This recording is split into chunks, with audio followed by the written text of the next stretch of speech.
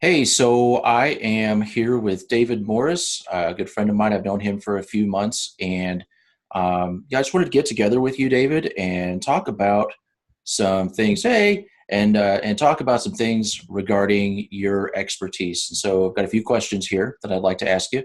Sure. Um, so the first question is that there's kind of a like a misunderstanding as far as what project coordination is. And I admit I've had the same problem. I thought, hey, it's the same thing as project management. So can you explain what the differences are, like what project coordination is all about? Sure.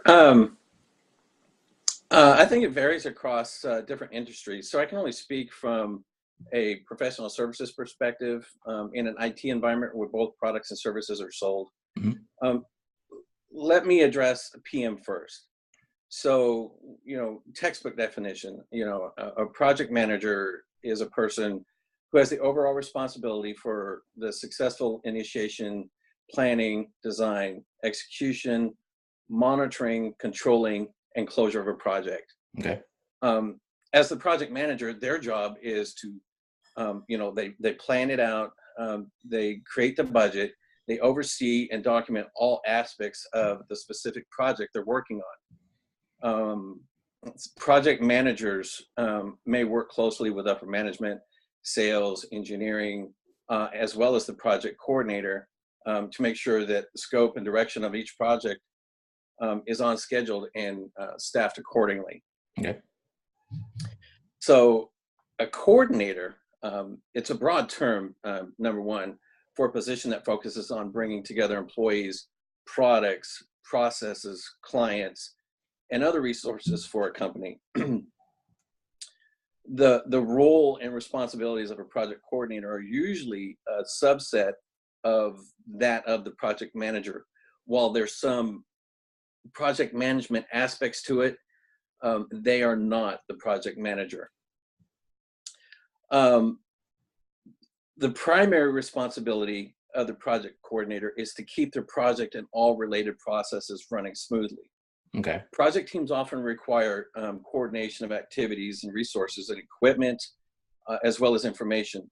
Project coordinators wear multiple hats in that they are often serving as vendor manager for obtaining external um, project resources, handling project reporting, facilitating project meetings with various work groups like engineering, sales, the PMO, leadership.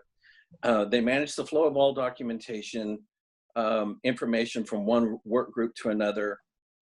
They handle all resource allocations. They often onboard new employees into the team, train new employees in their department, and create and update organizational processes. Okay. So, I mean, Yeah. that's quite a bit. That doesn't speak to really a lot of the soft skills, and we can cover that at some point too. Hmm. What they're not, and I think we run into this quite a bit, is when a project coordinator is brought into an organization, invariably it seems like either somebody from the PMO or somebody from sales or somebody from engineering thinks that they are their personal secretary, which they're not. Yeah. Yeah. Uh, they are not engineering, sales, or PMO subject matter experts, although they possess a great deal of knowledge about each subject in order to speak the language so they can understand exactly what's going on. Um, they have a holistic understanding of business operations, and but they are not the project decision makers. That Okay. usually flows back upstream, um, to leadership. From the back to the PMO up into leadership. Okay. Let's see. They're facilitators, they're mediators, negotiators, and obviously, they coordinate. They spend a lot of time coordinating. Hmm. They have to have a high EQ to be able to handle the extreme personality sets within an IT organization. Hmm. Um, you know, a fast-paced IT organization at that, as well as handle the high stress loads Right. derived from multiple obligations. They must be able to multitask without a doubt. Yeah. Awesome. So that Okay. Yeah. so that's pretty much it in a nutshell. That's like And everything. That's everything. Yeah. They do everything.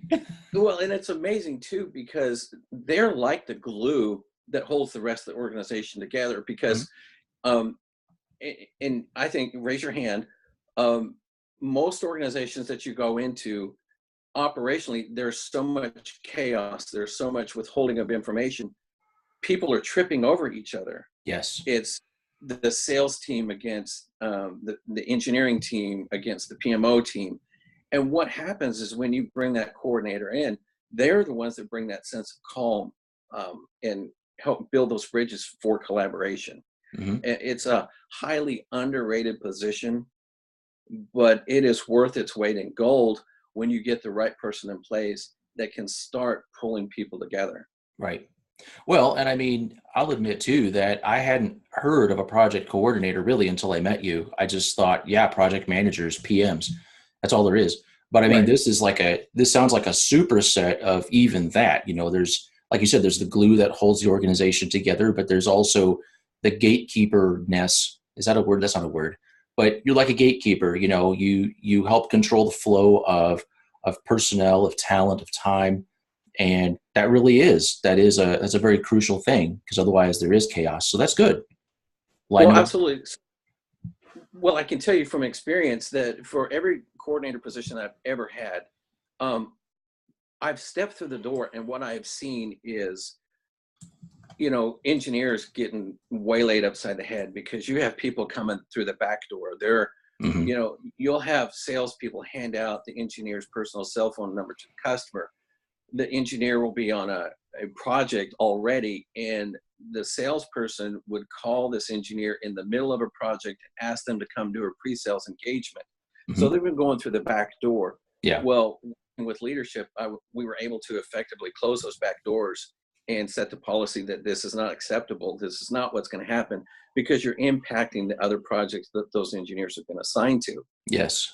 So in essence, yes, I am the gatekeeper. No one comes unto the engineer but by me. Preach, preach.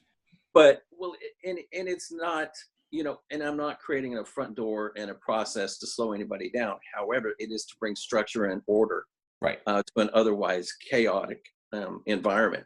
Hmm. Excuse me. Yeah. So, and Well, I think that's what I really love about that position is it's such a niche, um, career that, you know, I can't imagine doing anything else. That's why I don't want to be a project manager, mhm. because when I'm in the middle of the operation and I'm the go-to guy for so much, I find my value and my satisfaction in being able to meet the needs, not just of the external customer, but also for the various internal customers. Yep. So, and Okay. I love it. Absolutely Love love it. it. Well, it's good to Love find it. a thing you love, because otherwise it would just be kind of boring. So you've Yeah. been so you've been doing this for a while, sounds like, right? Yeah. Yeah. Okay. So, and just with talking with you for the past few months, you've noticed some trends across companies, some things that kind of stand out. So if you were to show up at a new company, this is day one, your brand new job, rock and roll, what would be your strategy for improving their processes? Well, first call in a priest and exorcise the chaos demons. No. Well, that's a tough one only from the standpoint that each organization is different, right? Mhm. So what I've done in the past that serves me well is to gain understanding first, Right. and there's a lot to that. I need to know the policies. What are your current operational policies, for why you're doing what you're doing? What are those processes? How are you getting things done? What are the systems that you're working on? I need to know what is being done, both the why and the how.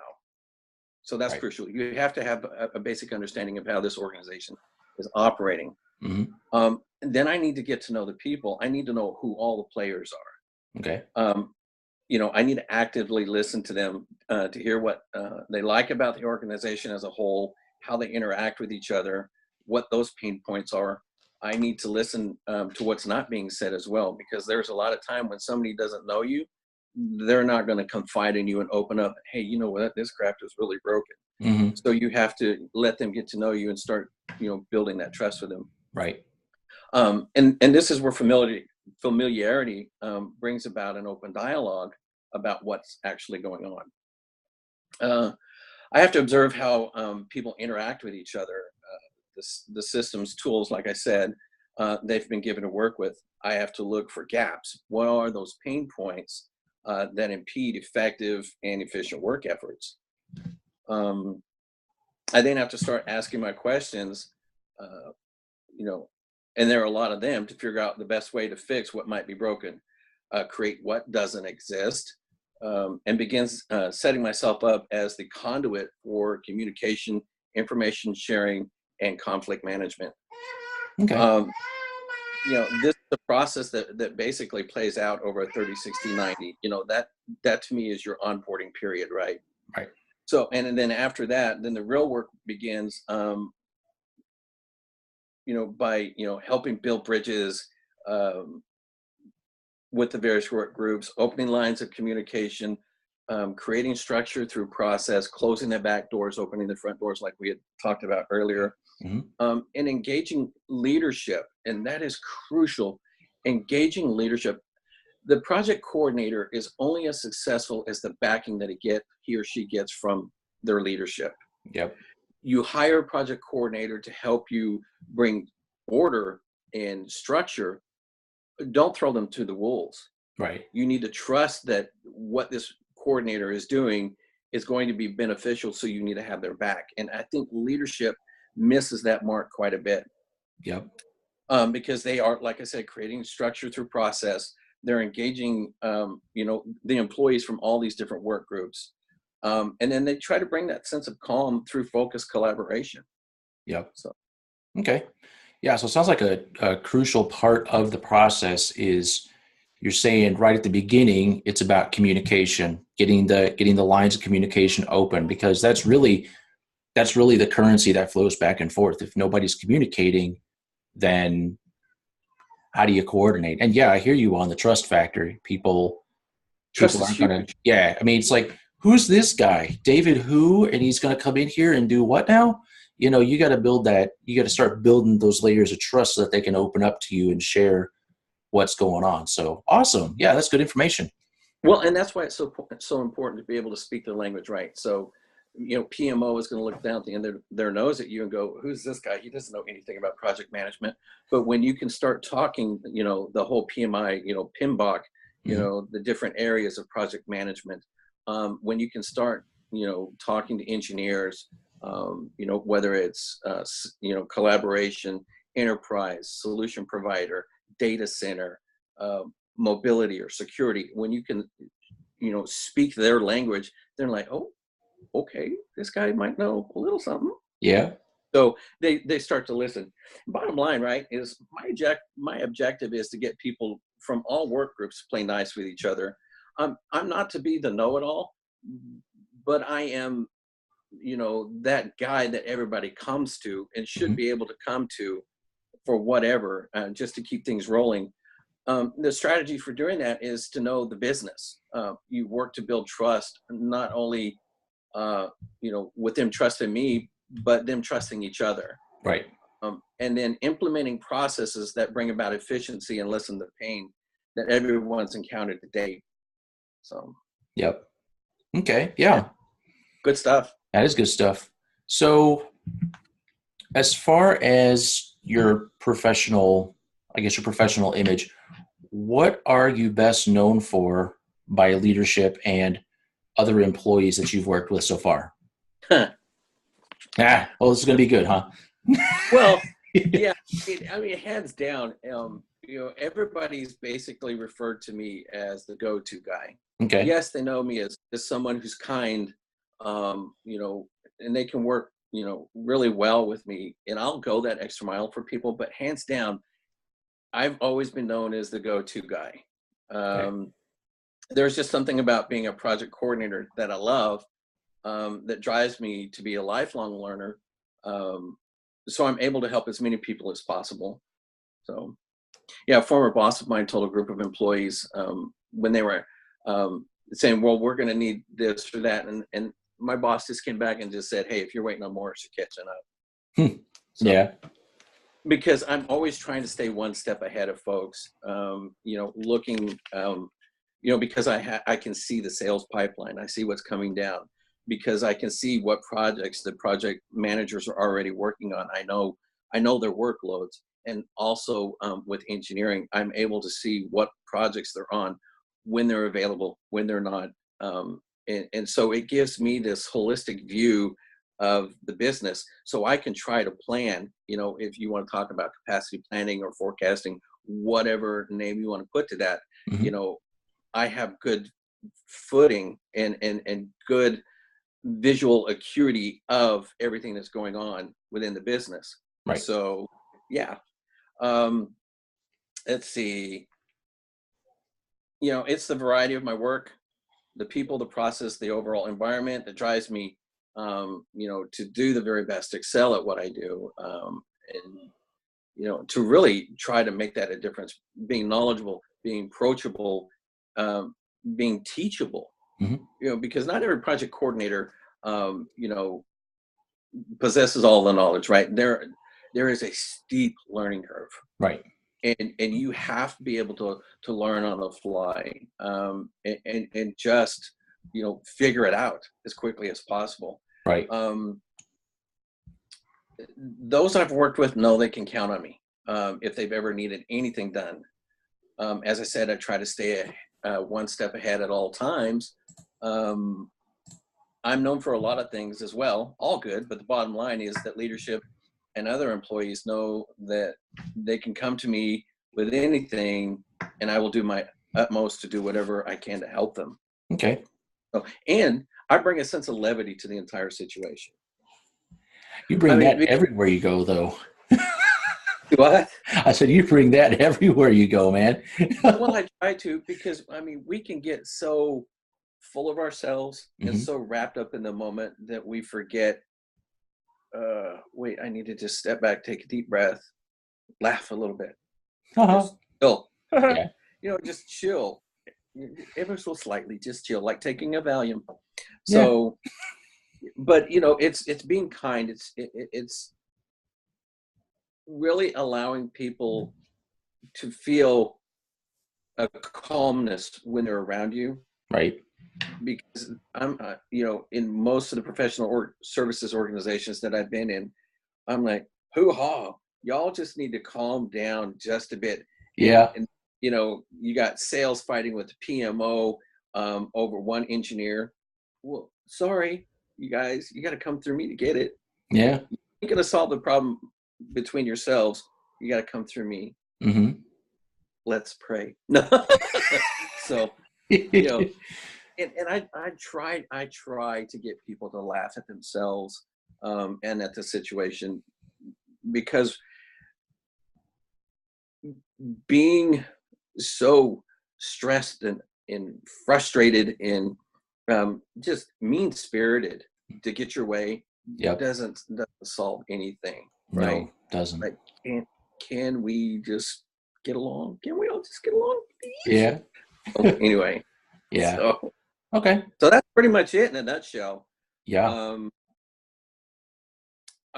I think at some point we should probably talk about this whole, um, professional services project coordinators being able to work remotely thing, because that's one that just really butters my muffins. I mean, it's Mm. it's one of those things that, what, I supported the entire California region in two positions that I've had from my home office in Texas. Hmm. And I went out to California every other month with my boss, who still lives around the corner, our former boss, Hmm. every other month for leadership meetings and team meetings. And I had engineers, and I had salespeople, and I had project managers calling me, "Hey, Dave, when are you coming back out? We need to go to dinner. We need to go to lunch." Yeah.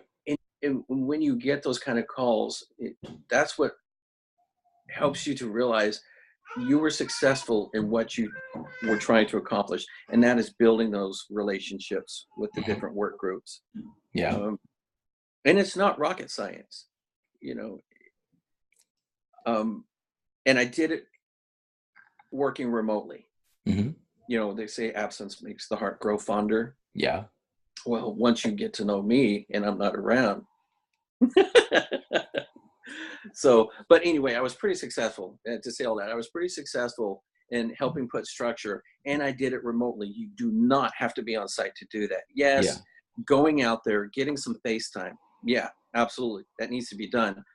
But when you require, and especially with somebody that's in a position like this, it's not necessarily a bad thing for them to be working remotely, because there's so much coming at them from all these different directions, Hmm. that if they are remote, they're in their space, they can focus. They're not getting pulled into, the water cooler gossip. They're not getting somebody walking up going, "Tag, you're it." Yep.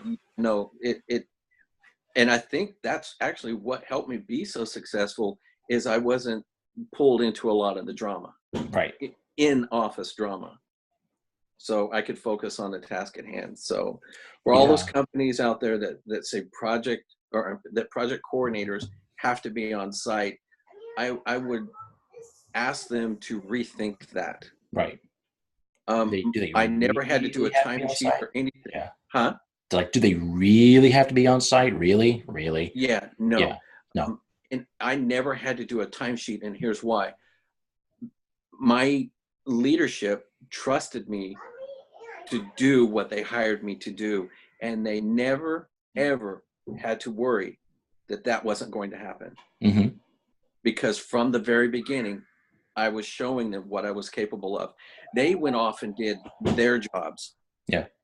development, strategy, whatever, because they knew I had everything handled on the ground. They didn't have to worry about that. Now, I raised the flag whenever I needed some help, but that's the thing, right? Asking for help. Hmm. When you ask for help, coming to the table with a few ideas and some suggestions for how to solve the problem, but bouncing it off of them. Right. And if there was just a simple impasse, just saying, "Hey, I've done this and this and this, I need your help." But they knew I was getting the job done, and Right. and that's what made all the difference. And I think that's why I love the job so much, because I had a great amount of autonomy. There was absolutely no micromanaging whatsoever, Yeah. and there was an incredible amount of personal satisfaction. So, Oops. Crap. what happened? Oh, I'm sorry. What happened? Oh, you're there still. Okay. I I'm sorry. Whatever. So I knocked the mouse off the off the deal. I'm so sorry. I thought I dropped the Oh, call I because saw it it, and I went thought, well, away. there goes Fritz. There goes. Done. I guess the interview's done. Well, shoot. Well, I totally interrupted you. So okay, you were talking about. I'm not going to Oh edit no, this out. This is live TV. Whatever. So you were talking about the. Sometimes you got to ask for help. You got to go. You just kind of. It's part of building that rapport, right? As long as they know you're getting the job done, it's okay to kind of ask them for help, bring them in. Do you think that kind of helps foster ownership? Like they don't feel as much like he's just coming in here doing all this stuff. Like they I get did. to actively contribute with that. Well, and you can pretty much ask any professional services leader, director, VP, whatever. Hmm. They get pulled into so much nonsense, Right. right? I mean, it's, well, the salesperson is da da da da, or the PMO da da da da, or engineers da da da. They get so tired of hearing that nonsense, right? They need a buffer. Hmm. Your project coordinator is that buffer. Yeah. And so if leadership partners with that project coordinator and has their back 100%, Hmm. they can go off and do their job. Yeah. They can Their drama level will drop to almost nothing. Why? Because you've got that project coordinator in there taking the lead on so much stuff. Hmm. You know, not because they're dumping, but because the project coordinator thrives on that. Right. We thrive on um, defeating the chaos within the organization, and bringing a sense of calm and order. And I mean, I absolutely love the challenge. Hmm. And if I find a place where I'm stuck, I'll ask for help. Right. And because I've gone to my boss before, and I said, look, there's this person that I've been trying to work with that's absolutely entrenched in their mindset. Um, and then when my boss gets involved, all of a sudden there's a change, and so the little bump is removed, and we keep moving forward. They're off doing their job, and I'm off taking care of whatever else needs to be taken care of. Mm-hmm. So, yeah, and there's never a single day where it's the same thing. right. The variety in just everything that you count. And there are some slow days you're like, oh God, give me something to do. But then there are other days it's like, back off. Get away from me, I'm doing my stuff. Yeah. No, go away. So, yeah. But well, awesome. Yeah. But I love it. I'm going to keep trying to find this position. It's out there. I've had it. I am still friends with people that I worked with 10 years, 20 years ago. Mm-hmm. Because I've built those relationships, and I made an impact, and they made an impact on me as well, that I don't want to let those go. Right. So, and I don't know. It's out there. It's out there. I keep plugging along, trying to find it. I'm now 925 resumes in. Yeah. And nothing. Yeah. And in the companies that I really want to work for, I'm just heartbroken because they insist on their employees being local. And how much they're missing, not just with me, but other incredible project coordinators out there mm-hmm. that can make a world of difference in their organizations, but because they are so rigid in their thinking and the old management style of command and control. And we wonder why organizations are so chaotic. Mm-hmm. It's because the management styles and the principles have not changed. Right. Dr. Richard Clayton is one of my favorite organizational people on LinkedIn. And I love a lot of his content.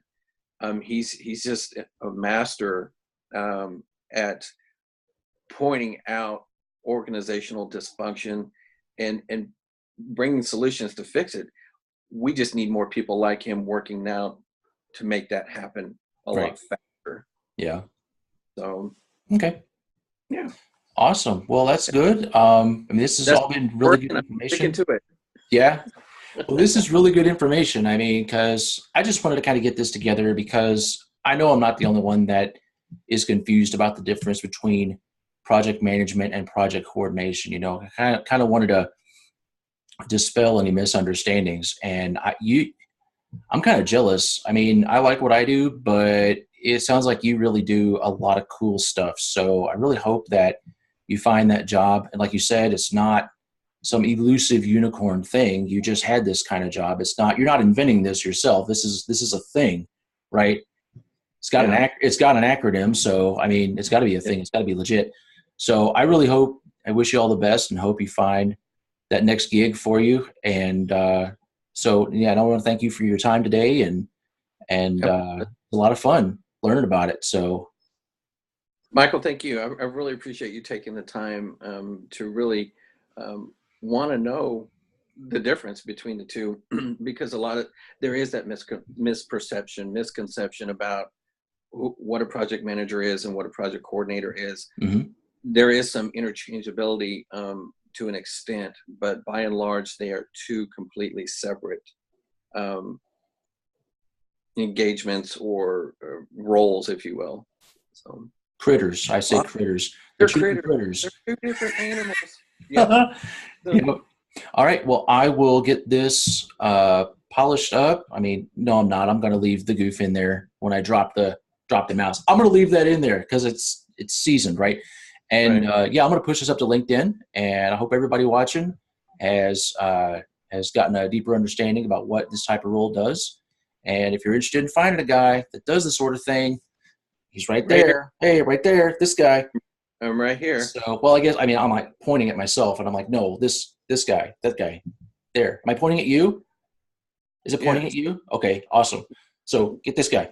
And well, David, I will see you soon, and take care of yourself, and hope you have a great rest of the week. All right. You too, brother. And one last thing: have baked goods will travel. Yeah, I know. I'm never going to lose this weight, man. I met you and I've gained like 10 pounds because you like ship me fudge and cookies and breads. And I'm like, I got You killed it, Small. You're killing me, Smalls. So I will see you soon. And thank you again for your time. All right. All right, brother. Take care. Take care. Bye-bye. All right. Bye.